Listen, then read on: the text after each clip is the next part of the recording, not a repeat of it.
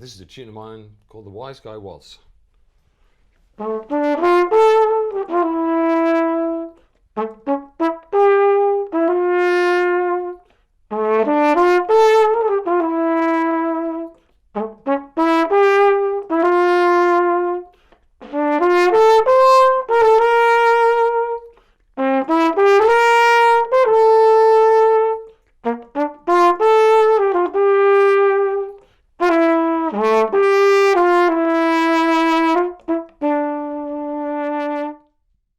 Jack Howard, welcome back to Australian Musician. Well, Greg, good to be here. Thanks for having me. New solo album, Lightheavyweight 2. 2018 you brought out Lightheavyweight. Mm-hmm. Why the same title? What's the connection? I guess the way that I recorded it, and it's a slightly unusual kind of thing for me, that it's more of an electronica horn-based album as opposed to kind of the straight-up rock albums that I've perhaps done with my own band, Long Lost Brothers. So it's more of kind of just a solo project all to myself. I plan on there being a few of these, over the next few years. I think I spent a lot of time just noodling and doodling in here in my studio and just coming up with stuff, and I kind of got to the point where I think I had enough to actually put an album together. Did an awful lot over lockdown, particularly in the early parts of lockdown when everyone was all enthused and you're like, oh, this is a novelty and I'm going to make some new music, and then everybody's shoulders slumped as time went on and the creative ennui set in. But the first part of it, I did a lot of stuff, did a lot of recording, and a lot of it I ended up kind of going, well, this is actually album worthy. So I put it all together and it's worked out well. A lot of it's about the area where you live, St Kilda. Tell me what the area means to you. I probably, like a lot of people, through the whole lockdown thing, the local environment became, the 5K radius became very important, and everyone's kind of attention and psychological well-being focused on that area. And I'm lucky enough to live in a really nice area, Elwood, where we've got the beach and we've got, the Elwood Canal, and we've got, some nice shops and everything like that. But every day we'd be out taking our walks just around the area, noticing the trees, noticing the birds, noticing the canal a bit more than perhaps you would at other times when you're kind of madly busy and rushing from gig to gig and organising things. Suddenly there was not much to organise. Having said that, the album, much of it is about your local area, St Kilda, Elwood. It opens with a track called Bellow. Why is that the opener? Well, look, I guess that was a bit of the connection between the two albums for me. The first one was recorded basically in hotel rooms around the world on that Midnight Oil tour, the Great Circle tour in 2017. So I had my laptop with me and GarageBand, and I was just coming up with all sorts of beats and grooves and recording the trumpet straight into the laptop without any mic whatsoever, and I kept all of that. I'd actually messed with the sounds a bit. And all the titles of that album were like Portland, Oslo, Paris, I forget where else. We didn't go to Wasteland, sorry. And anyway, and then we also went to Sao Paulo. And we started that tour in Brazil. So I had this one track and this one lyric about Sao Paulo that I thought, that's the connection between the two. So we've got the international jet setter, in Sao Paulo, and then suddenly, we're in lockdown. So I guess it's a little my conceit, to start the record. A lot of the songs, I believe, started with drum and bass loops. What were you using to create those? I use Logic Audio. Logic Pro, and it's a wonderful program. It's just, there are lots of other good programs, but it just happens to be the one that I've just gotten experienced on and I'm comfortable with. It's got a great drummer feature. Sorry to all the drummers out there, but it's got this wonderful drummer feature that you can just add really well organised and well orchestrated loops throughout the course of a song, over the course of 3 or 4 minutes. It gives you really kind of nice variations for chorus and verse and dropouts and all sorts of things you can manipulate. So generally I put 2 or 3 loops together to make a kind of bit of a complex kind of groove, and then just a simple bass line. In fact, funny, the bass lines I realised hark back to very early Hunters, like the kind of the old two-note bass lines, you know, the E.G. bom, bom, bom, bom. A lot of them are kind of that kind of bass line. And then from there, I just start to orchestrate. I'd muck around. I had a variety of synths that I like. You know, I'd always have piano on there. I got some guests in to play a bit as well, but I'd layer up. Generally Flugelhorn. This time, I'd kind of put 2 or 3 Flugelhorns together and get these really lush harmonies. It was a sound that I've used on the last record and other records in the past of my own, Passing Parade. I did that quite a bit, and I really like the sound. It's a very lush, harmony-rich kind of sound there.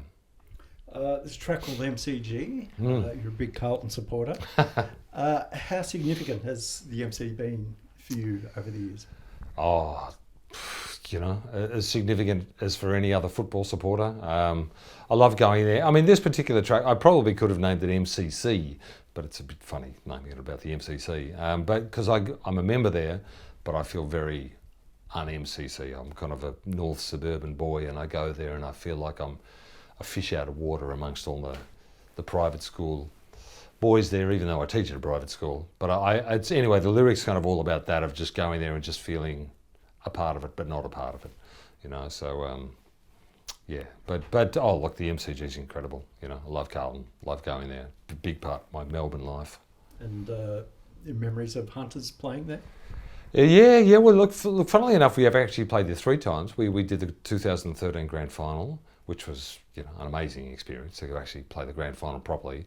But we also did 2 games in the 90s, like an Ansett Cup final, and I think a big anniversary of a Melbourne Geelong game as well, with Gary Ablett on fire that night.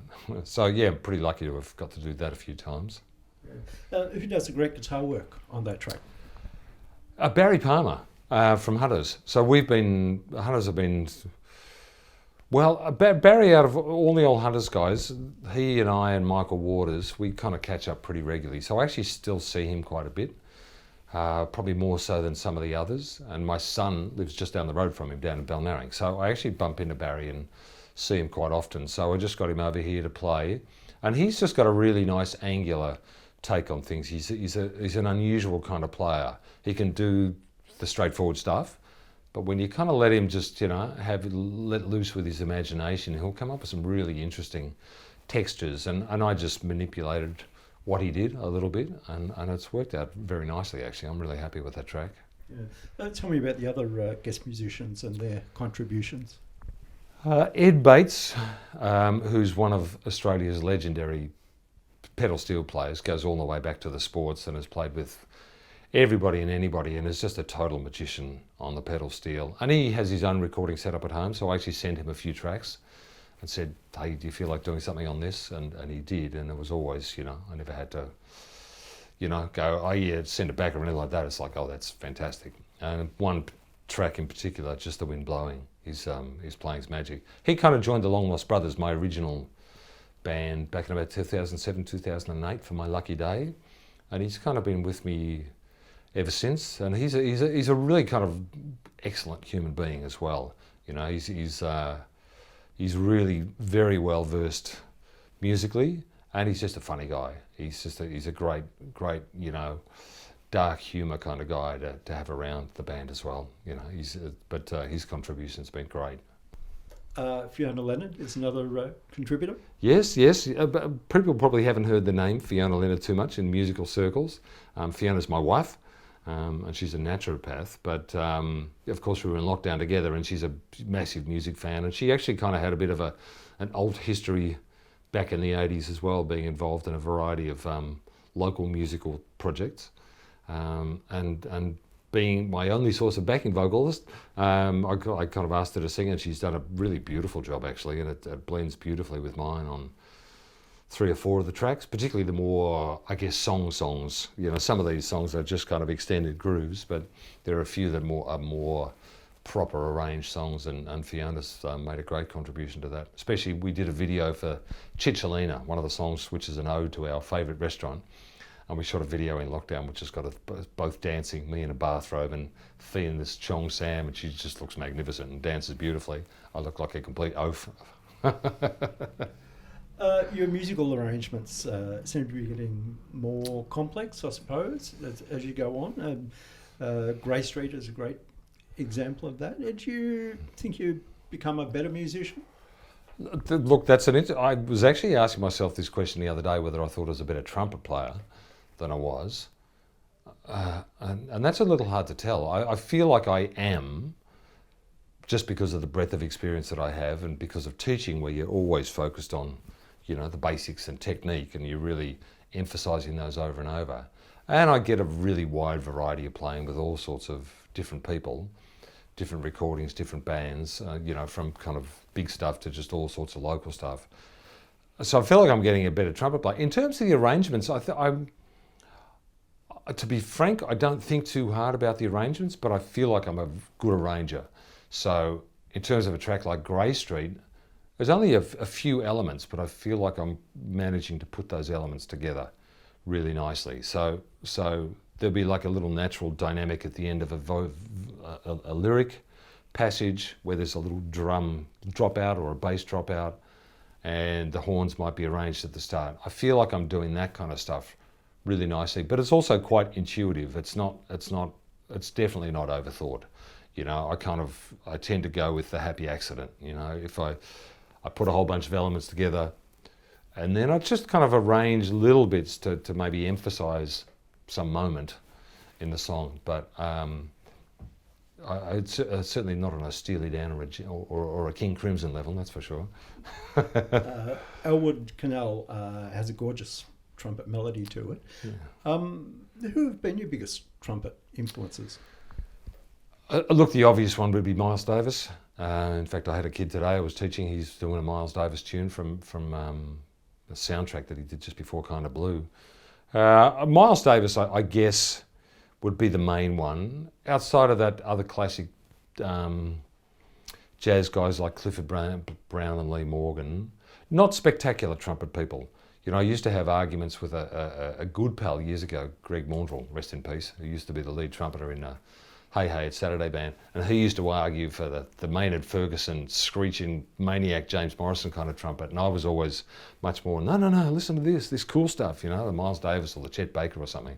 So I guess that's the angle I've come from. Having said that, I like a lot of the electronic kind of based trumpeters as well, like John Hassel and a Japanese fellow called Toshinoro Kondo, who I saw live at the old Continental years ago, which was the IDs, what it was before the Continental, and it was fantastic. And that is a kind of a combination of beats and affected trumpet with pedals going, which I like to do as well.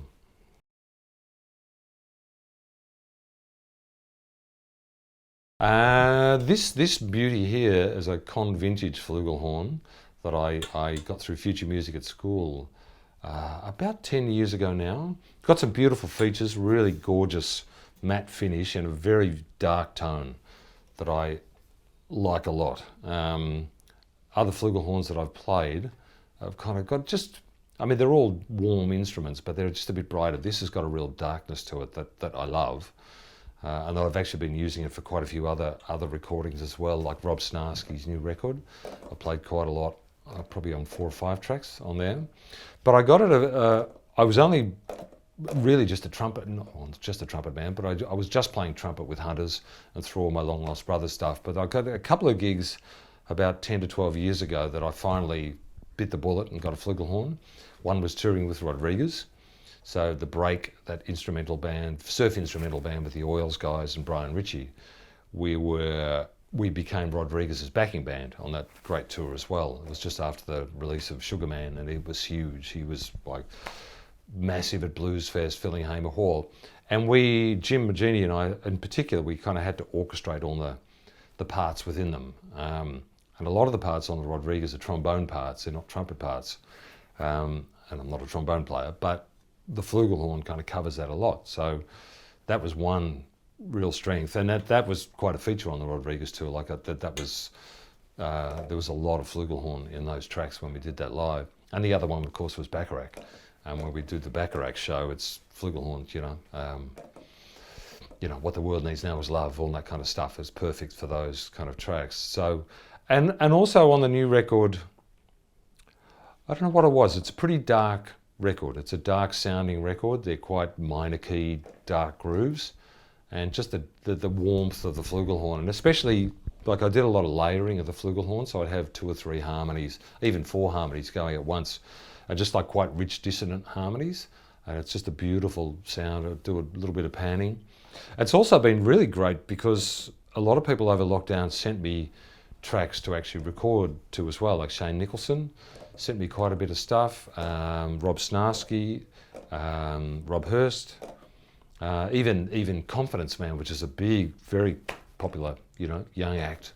And I had a really good way of doing it. I'd have the trombone playing, the Flugelhorn playing the low octave and the trumpet playing the high octave, and it was immediately had a full section sound. So even though I wasn't a trombone player or a sax player, it sounded like a full horn section. So I actually did a lot of that over lockdown for quite a few people, which is great. It was an avenue that I really liked. If anyone's out there and wants some of that, just you know where to contact me. In terms of the trumpet stuff, I unfortunately have left my Bach Stradivarius number 43 trumpet at school, which is what I've been using since 1998. I bought my first one at Giardinelli's in New York, so I used for Holy Grail, for instance, and all of that later Hunter stuff. I've been using the Bach 43 and through all of my stuff as well, the Bach Stradivarius 43. But I thought this old trumpet might be of interest. This was the trumpet that I used all the way through the early Hunter's days, Talking to a Stranger and Say Goodbye and all of those early recordings. So this is my old recording, which is a beautiful horn, and it's still, I've just pulled it out and the bells still work perfectly. It's a lovely horn. Need to get serviced a little bit, but anyway, I just thought that's probably more of historical interest perhaps than current interest. But yeah, between the Con Vintage and the Bach Stradivarius, they're my preferred horns. I've played a few outside the Bach that I've liked. That's perhaps students have had at school. I get to try a few things, a few Shargles and things like that, which I really like, which is James Morrison's horn of choice now. He's like the Shargle spokesman, I think, these days. And I might be just about up for buying myself a new horn. I'll have a think about that. I don't know what I'm going to get yet. Since we last spoke, you brought out your memoir, Mm-hmm. Small Moments of Glory. Mm-hmm. What did you find out about writing a book that you didn't know beforehand? That's a good question. I guess in a lot of ways it was an easy book to write in terms of what it was like, quite sequential. It was about me, so I had most of the facts at hand. I didn't have to in fact, I did do a lot of research. I've got a lot of old journals, and my mum, God bless her, kept all the old Ram articles and Rolling Stone covers and Juke magazines, etc. So I had a lot of information at my fingertips, and I kind of had journals that, if nothing else, had correct dates, if you know what I mean. So there were a lot of the facts there. I was very enjoyable to put together, to actually, I guess to tell my story. I guess after a while I realised, all those anecdotes that you just relate in conversations over the years, you go, okay, well, that's actually going to be the basis of the book, which I think is probably the case with most people. All those hoary old anecdotes you tell about, your life in bands and your life on the road, you go, oh, well, actually, I just need to elaborate on that and maybe make it a bit more, prose-worthy and interesting, and hopefully you can, carve a book together out of all that kind of stuff. But I'm really happy to have done it. I'm really pleased to have actually written a book and have it all on record, Was there much that you'd forgotten about that you rediscovered? Yeah, a few things, because I went through a lot of old interviews as well, so not just my journals, which were also about, a lot of cringeworthy relationship stuff, which is never going to see the light of day, but also just kind of reading old interviews of Mark's and hearing different angles on things, going back over the Oils tour from 1990, which was a big kind of crisis tour for Hunters a little bit, we discovered a few things about ourselves that perhaps we needed to do if we wanted to get to that kind of level, and that we were maybe, lacking in, and it had changed our direction a little bit, probably, that tour. in terms of how we focused. So interesting reading back about all of that stuff. Yeah, but it was interesting. I guess most of it was still there somehow, you know. I just wanted to ask you about future plans for all of your projects. Firstly, with this album, do you have plans to play it live? I've got, it's always struck me the Lightheavyweight as a really good and interesting whole project on its own, as opposed to being rolled in with my original band, because it's really quite a different beast.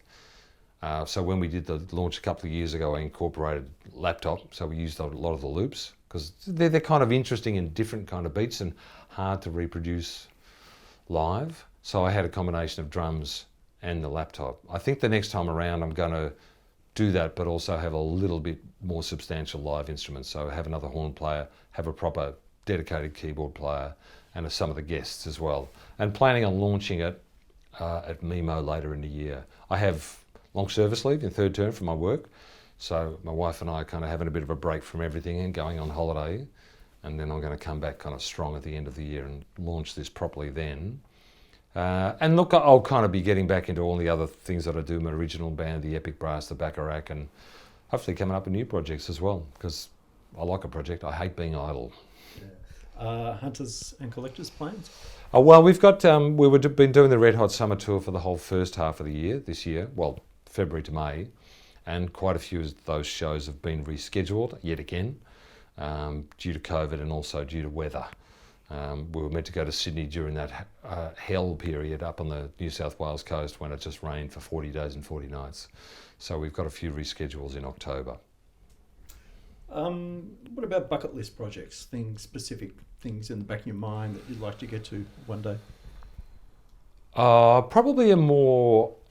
The Bacharach band is a really wonderful band of musicians. They're like people that I teach with, really sensational players and very beautiful players.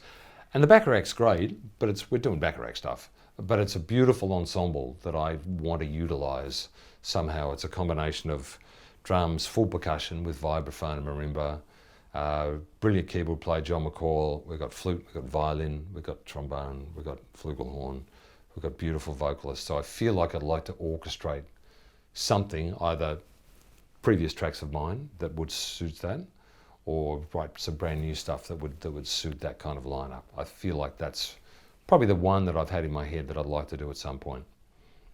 And for people who want to get their hands on Lightheavyweight too? Well, look, it's in all the good Melbourne stores. I haven't distributed it Australia-wide because I'm the distributor, and I'm pretty much limited to what I can do physically at the moment. So it's in Rocksteady Records, Greville, Basement, Dutch Vinyl, Northside and Readings in Melbourne, and also at jackhoward.bandcamp.com, where we can get all my recordings in the book.